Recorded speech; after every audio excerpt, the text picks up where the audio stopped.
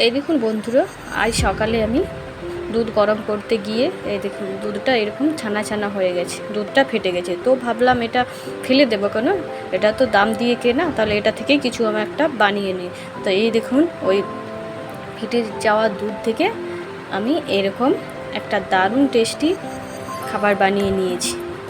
তো এই রকম যদি মাঝে মধ্যে দুধ ফেটে যায় তাহলে আপনারা এরকম বানিয়ে নিতে পারবেন। তো চলুন বানিয়ে নেওয়া যাক। আপনারাও দেখে নিন আমি কিভাবে এই সুন্দর খাবারটা বানিয়েছি। তো তার জন্য আমি এখানে নিয়েছি 1 কাপ মতো গোবিন্দভোগ চাল, যেটা দিয়ে আমরা পায়েস বানাই, পায়েস চাল। আর আমি এটা ভালো করে প্রথমে চালটা ধুয়ে নেব।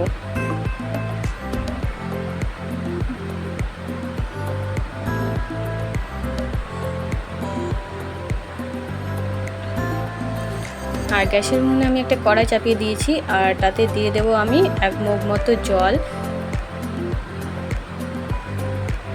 আর এই যে চালটা আমি ধুয়ে রেখেছিলাম, এই চালটা দিয়ে দেবো জলের মধ্যে।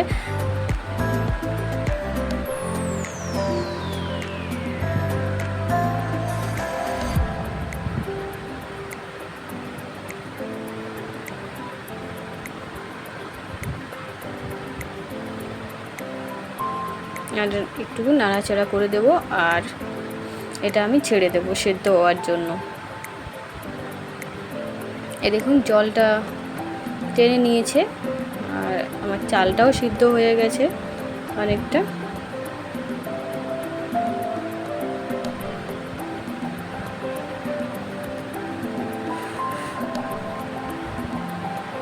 তো আমি চালটা একটু চেপে চেপে দেব।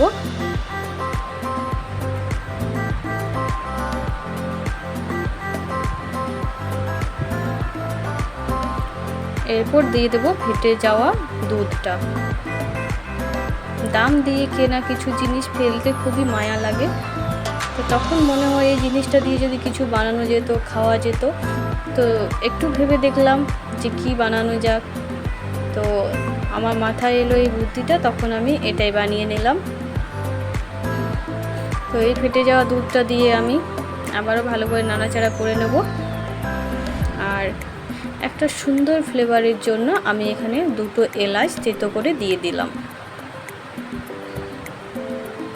আর দিয়ে দেব চিনি।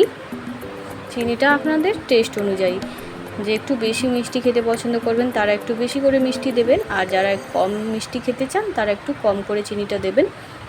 চিনিটা দিয়ে আমি ভালো করে নাড়াচাড়া করে নেব।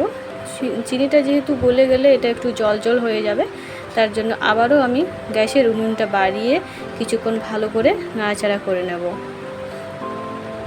আর এটা যেহেতু ফেটে যাওয়া দুধ, তার জন্য একটু ছানা ছানা হয়ে যাচ্ছিল, এটা কেমন দেখতে লাগছিল। তার জন্য আমি এখানে একটু ফ্রুট কালার দিয়ে দিয়েছিলাম, যাতে এটা একটু কালারিং হয় আর দেখতেও খুব সুন্দর লাগে।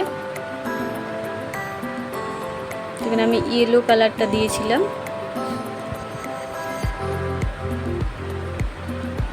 তো আপনাদের যে কালারটা পছন্দ লাগবে সেই মতো করে আপনারা কালার দেবেন।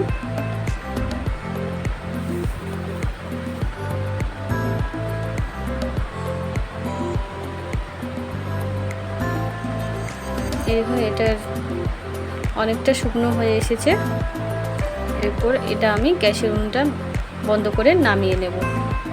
আর একটা আমি থালা নিয়েছি, বড় থালা, আর তাতে আমি একটু ঘি মাখিয়ে নিয়েছি যাতে থালার গায়ে এটা লেগে না যায়।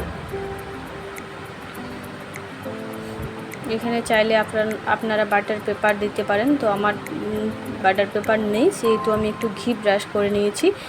এরপর এই থালার মধ্যে আমি এটা দিয়ে দেব।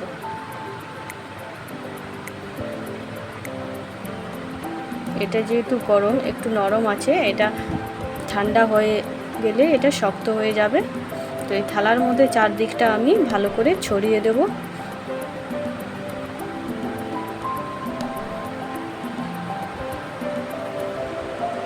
আর এটা ঠান্ডা হওয়ার জন্য আমি রেখে দেব। তো এই দেখুন মোটামুটি 1 ঘন্টা পর এটা আমার ঠান্ডা হয়ে গেছিলো। এরপর আমি ছুরির সাহায্যে এটাকে পিস পিস করে কেটে নেব চৌকো আকারের। তো আমার ভিডিওটি যদি আপনাদের ভালো লেগে থাকে তাহলে অবশ্যই একটা লাইক ও শেয়ার করে দেবেন। আর যদি চ্যানেলটিতে নতুন হয়ে থাকেন তাহলে আরও এরকম সুন্দর সুন্দর ভিডিও পাওয়ার জন্য চ্যানেলটিতে সাবস্ক্রাইব করে দেবেন। তো আমার ভিডিওটি আপনাদের কেমন লাগলো জানাবেন।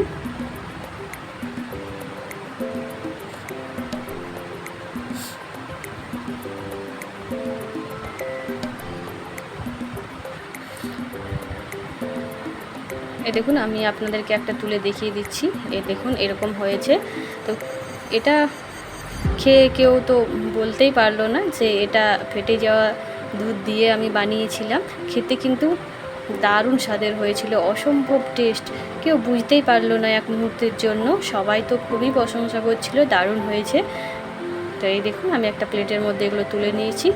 আপনারা চাইলে এরকম ট্রাই করে দেখতে পারেন, খেতে কিন্তু খুব সুন্দর।